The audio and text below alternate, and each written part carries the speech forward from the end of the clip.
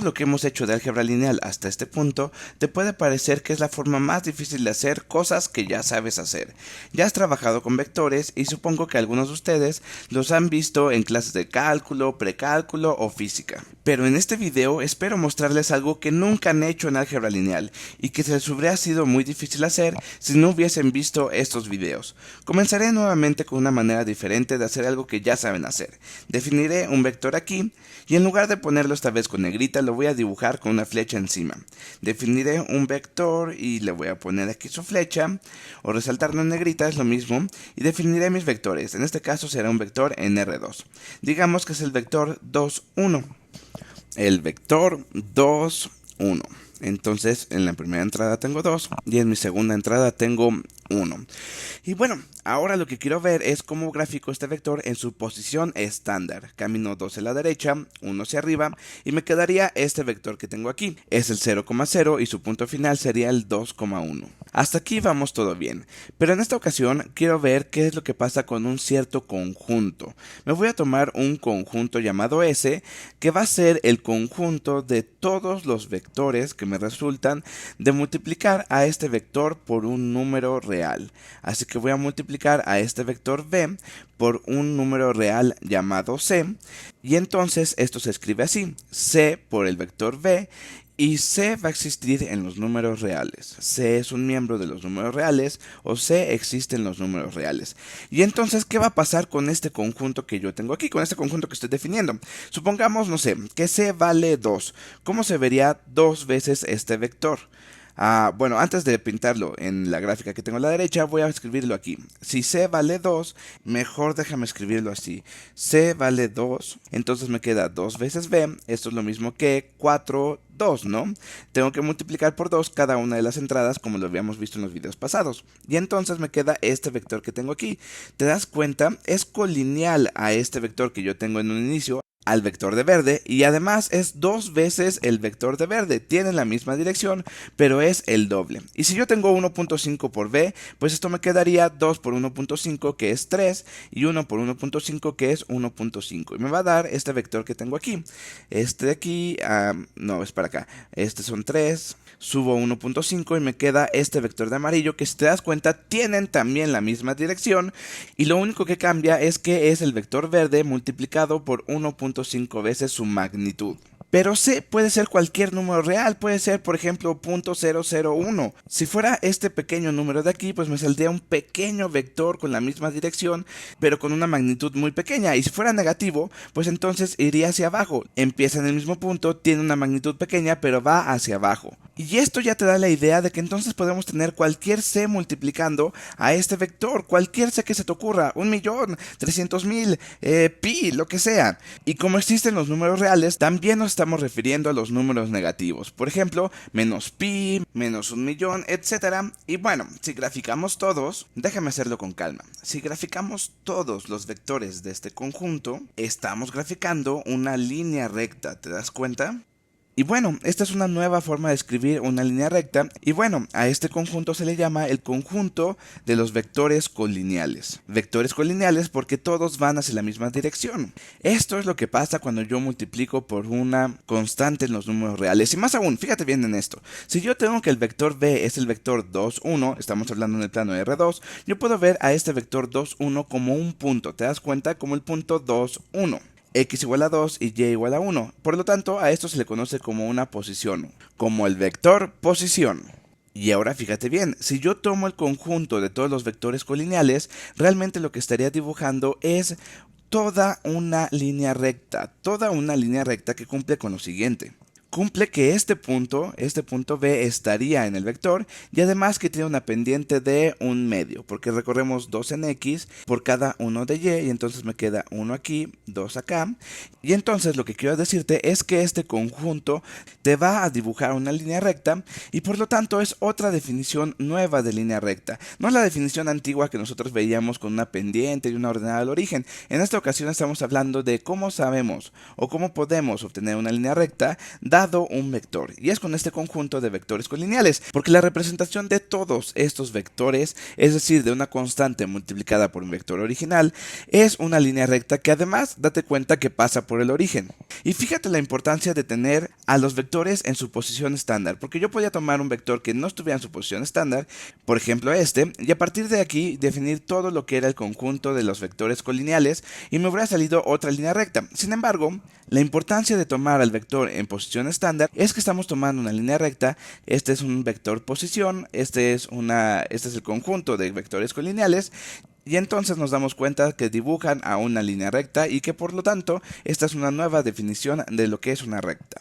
Y bueno, fíjate también que este vector B lo que me marcaba era la pendiente. Por lo tanto vamos a escribirlo. Este vector de aquí lo que me marca es la pendiente de esta recta que estoy dibujando. Ahora bien, ¿qué pasa si queremos una recta que no esté en el origen? Es decir, supongamos que lo que queremos es una recta que está en otro punto que no sea el 0,0.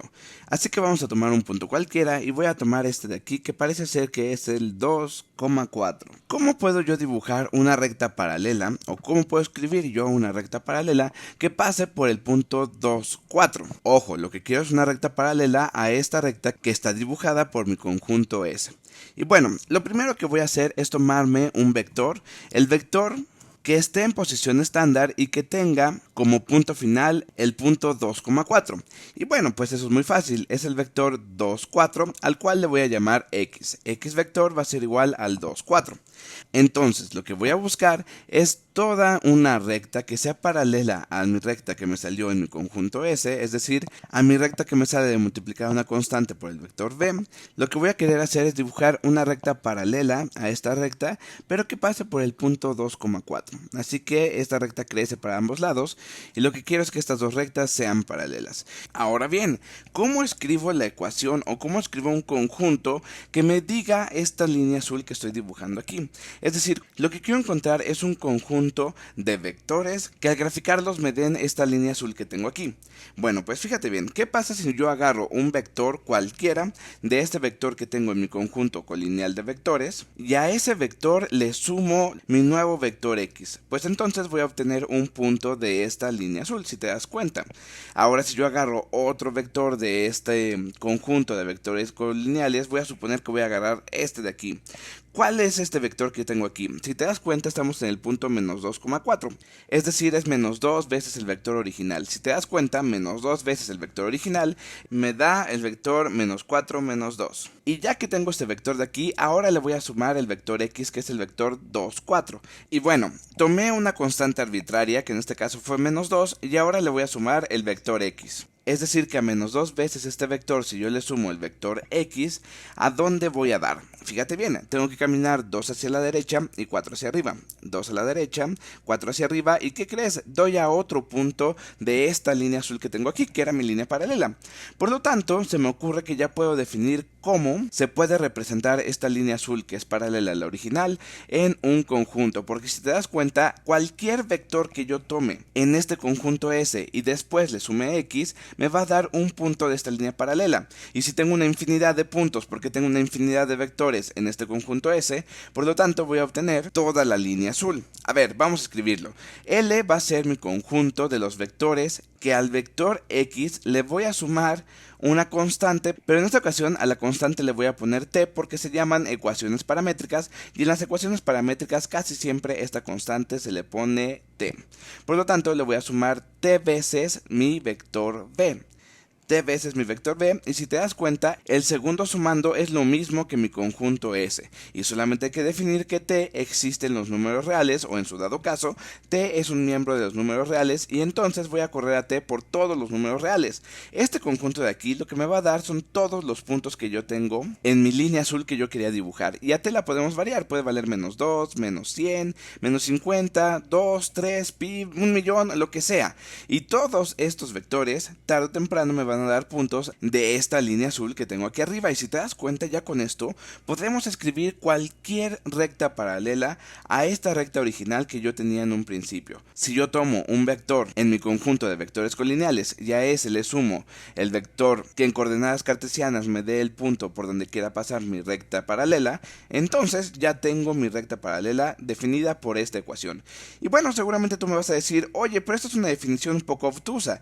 Yo en mis clases de preparatoria aprendí una forma mucho más fácil de ver una recta. Las rectas, todas las rectas las veíamos de la forma ordenada al origen, es decir, y es igual a mx más b. Esto lo veías en tus clases de geometría analítica y recuerda que la pendiente, por ejemplo, la definías como el cambio en x entre el cambio y además necesitabas un punto. Y es igual a mx más b.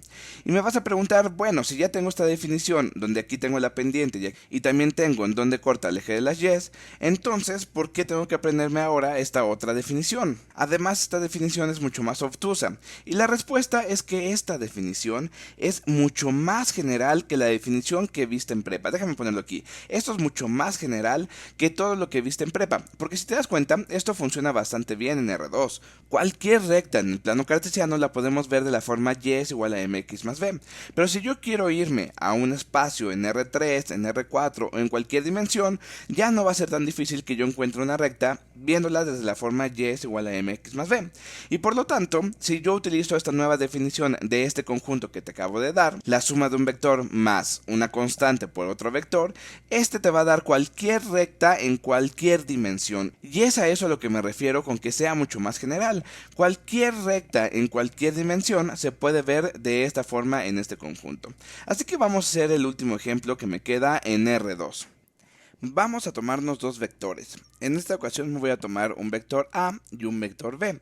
Así que vamos a definirlos o vamos a bautizarlos aquí abajo. Voy a decir que el vector A va a ser el vector... vamos a tomar el vector 2,1. A va a ser el vector cuyas componentes son el 2, 1. Y bueno, vamos a dibujarlo primero en su posición estándar. 2 a la derecha, 1 hacia arriba y este es mi vector A. Perfecto, ahora me voy a tomar otro vector, mi vector B. Y mi vector B lo voy a definir o lo voy a bautizar como aquel que tiene como componentes el 0 y el 3. El vector B va a ser el 0, 3. Y entonces, ya que tengo este vector B, también lo voy a graficar aquí en este plano cartesiano. Y dice, no camino nada a la derecha, subo 3 unidades y obtengo este vector B que tengo aquí. Ahora, este va a ser mi vector B y mi pregunta en esta ocasión va a ser la siguiente. Ya que tengo el vector A y ya que tengo el vector B, recuerda que estamos hablando en un plano cartesiano, en R2, ¿cómo puedo yo encontrar a la recta que pasa por el punto final de B y por el punto final de A? Es decir, voy a juntar estos dos puntos que tengo aquí, tanto a este como a este, y voy a hacer pasar una línea recta por estos dos puntos. Y mi pregunta es, ¿cómo encuentro yo la recta que pasa por estos dos puntos? O mejor aún, ¿cómo encontramos el conjunto que me defina a todos los puntos de esta recta de verde que tengo aquí? Así que déjame dibujarlo un poquito mejor. Ya más o menos queda así. Y bueno, ahora vamos a utilizar todo el conocimiento que hemos creado en este video. ¿Cómo puedo encontrar yo un vector? Eso estaría genial, encontrar un vector que esté en esta recta. Porque si yo encuentro un vector que esté en esta recta y lo multiplico por alguna constante, y esta constante la varío en todos los números reales, entonces me va a dar esta recta que yo tengo aquí. Y bueno, la pregunta es, ¿cómo encuentro yo un vector sobre esta recta? Y la respuesta es, fijémonos en la diferencia de B con A. Si nosotros nos fijamos en la diferencia de B con A, ¿te acuerdas que salía? Pues salía justo este vector que estoy dibujando aquí. Este de aquí es B menos A, o dicho de otra manera, nos preguntábamos por el vector tal que al agregarle a A nos daba el vector B. Es decir, B menos A. Y bueno, ya que tengo este vector aquí, B menos A, entonces si yo lo multiplico por cualquier constante, me va a dar la gráfica de esta línea verde que yo tengo aquí. Porque voy a pasar por todos estos puntos, estirando y encogiendo a este vector y además girándolo para el otro lado. Por lo tanto, voy a escribirlo aquí. Cualquier constante t, recuerda que estamos hablando de una forma paramétrica y cuando hablamos de formas paramétricas ponemos a la constante o a la variable t. Y es que cuando oigas ecuaciones paramétricas te aconsejo que siempre pongas a la variable t, que multiplica al vector b menos a. Pero cuidado, hay que tener mucho cuidado, porque el vector b menos a visto Desde su posición estándar me quedaría este vector que estoy dibujando aquí, porque recuerdan que si yo no le pongo nada a este vector b, entonces me lo va a dibujar en su posición estándar y me va a salir una recta paralela a la recta que yo quiero, pero que pasa por el origen, y al final no es la recta que yo quiero. Recuerda que cuando vemos a un vector en su forma o en su posición estándar, estamos refiriéndonos a un vector cuyo punto inicial es el origen. Y bueno, entonces mi pregunta es, ¿cómo puedo escribir la ecuación de esta línea verde que era mi problema original? Ya encontré una parametrización de la ecuación paralela que pasa por el origen. Ahora lo que me quiero preguntar es cómo encuentro la línea verde que no va a pasar por el origen. Pero esto es muy sencillo. Vamos a usar lo segundo que vimos el día de hoy. Si a esta línea amarilla yo le sumo el vector b, en este caso, después de variar a t por todos los números reales, me va a dar ya por fin el conjunto de puntos que su gráfica me van a dar la línea de verde. Es decir que esto, dado t en los números reales, es una parametrización por fin de esta línea de verde. El vector b más t veces el vector b menos a. Pero lo bueno es que no solamente le puedo sumar el vector b a esta línea de verde, porque si te das cuenta el vector a también pasa por esta línea. Por lo tanto podemos tomar otro conjunto, el cual sea el vector a, y al vector a le vamos a agregar lo mismo, t veces el vector b menos a, y me va a dibujar la misma recta de verde que yo tengo aquí a la derecha. ¿Por qué? Porque tanto el vector b como el vector a, cuando yo le sumo a esta recta paralela, me van a dar a la recta de verde y me van a dar todos los puntos de la recta de verde. Por lo tanto, aquí ya tengo dos definiciones. Esta es mi primera representación y esta otra es mi segunda representación, sea que le sume el vector a o sea que le sume el vector b. Pero bueno, está en una forma muy general y muy abstracta y seguramente tú me vas a decir, es que no entiendo nada. Así que vamos a ponerle los valores de a y de b para que te quede mucho más claro. Al final voy a tomarme la definición que está aquí arriba, pero es lo mismo tomarme la definición de arriba o de abajo, es decir, sumarle el vector b al principio, sumarle el vector a al principio. Es justo lo mismo porque tenemos dos definiciones análogas y por lo tanto voy a definirlo con el conjunto de arriba. A ver, la línea va a estar definida por el vector b, voy a tomarme primero la definición de arriba y el vector b era el vector 0, 3 y a esto le voy a sumar t veces el vector b menos a. Pero ¿quién es el vector b menos a?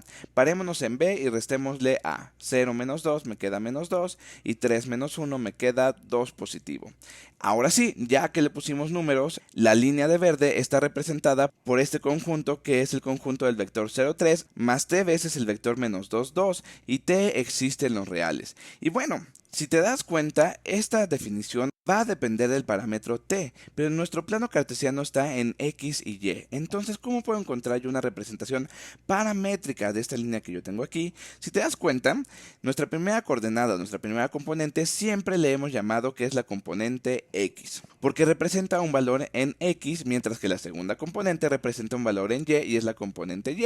Ahora bien, si yo quisiera encontrar una forma de representar esta misma línea recta, pero en dos componentes, una componente que dependa solamente de x y de t y otra componente que dependa solamente de y de t, es decir, una representación paramétrica, esta sería otra forma de escribir a esta misma línea recta, pero tal vez una forma mucho más clásica y más metida en ecuaciones. Esta es la coordenada x, esta es la coordenada y, ¿y cómo podríamos escribir una ecuación paramétrica o un conjunto de ecuaciones paramétricas que me definan esta línea verde que yo tengo aquí? Pues bueno, si esta es la coordenada en x y esta es la coordenada en x, entonces basta pensar que esto, es decir, justo esto que voy a atrapar ahorita, va a ser lo que está en x. Entonces me quedaría que x es igual a 0 más t veces, recuerda que t es un parámetro, más el parámetro t multiplicado por menos 2, es decir, menos 2t. Y y se va a ver de la siguiente forma, y es igual a 3 más 2 veces el parámetro t. Hay que multiplicar 2 por el parámetro t que está aquí afuera de este vector. Y aquí ya encuentro una ecuación paramétrica, déjame limpiar estas ecuaciones. X es igual a menos 2t, y es igual a 3 más 2t, o 2t más 3. Y ya con esto tengo una representación paramétrica. Si tú has visto los videos de ecuaciones paramétricas, te vas a dar cuenta que estas dos ecuaciones paramétricas me grafican esta línea de verde que era mi problema original. Y bueno, yo sé que el video se está poniendo un poco largo y tal vez estás un poco cansado, pero para mí es de suma importancia que veas un ejemplo con algo que no tenga que ver con nada que hayas visto en tus clases de preparatoria. En este caso voy a tratar con vectores, pero no en un plano cartesiano, no en R2. En esta vez me voy a tomar vectores en R3, es decir, me voy a tomar de vectores con 3 dimensiones. Así que vamos a tomarme el primer vector, el cual voy a llamar P1 y va a ser mi vector menos 1, 2 y 7. Este es mi primer vector y me voy a tomar otro vector llamado P subíndice 2. Y este vector P subíndice 2 va a ser mi vector 0, 3 y 4. 0, 3 y 4. Bueno, ahora lo que yo me quiero preguntar es cómo encuentro la línea recta o el conjunto de los puntos de la línea recta que pasa por estos dos puntos en R3, es decir, en el espacio. Aquí ya no estoy utilizando las coordenadas en R2. Y por lo tanto, ¿cómo lo haríamos? Bueno, utilizando lo mismo que vimos hace rato, la línea es un conjunto que está definido por cualquiera de estos dos puntos. Me voy a tomar mejor el punto inicial, el punto 1, más t veces, recuerda que estamos hablando de ecuaciones paramétricas y que estos dos son vectores, se me olvidó ponerle la línea encima, más t veces, porque estamos hablando de ecuaciones paramétricas, y t puede ser t de tiempo o cualquier parámetro, lo vamos a tomar como una variable en los números reales, y t va a multiplicar a la diferencia entre p1 y p subíndice 2. Al final podríamos tomarnos cualquier diferencia, p subíndice 1 menos p subíndice 2, o en su dado caso, p subíndice 2 menos p subíndice 1, pues al multiplicarlos por t van a generar toda la recta. Y además recuerda que tenemos que escribir que t está definido en los números reales. Entonces tal que t existe en los números reales. Y bueno, pues ahora lo que se me ocurre es ponerle números a esta ecuación. Por lo tanto vamos a ver quién es P1 y quién es la diferencia entre P1 y P2. Primero vamos a calcular la diferencia entre P subíndice 1 y P subíndice 2, y esto me va a quedar menos 1 menos 0 me da menos 1, 2 menos 3 me da menos 1 y 7 menos 4 me da 3. Esto es P1 menos P2. Y lo que te decía es muy importante, también podríamos tomar la diferencia entre P subíndice 2 y P subíndice 1, pero como T lo vamos a recorrer con todos los números reales, pues también va a tomar los valores negativos. Y ahora sí, ¿cómo voy a definir la línea que va a pasar por los puntos cuyas coordenadas equivalen a las componentes de P1 y P2?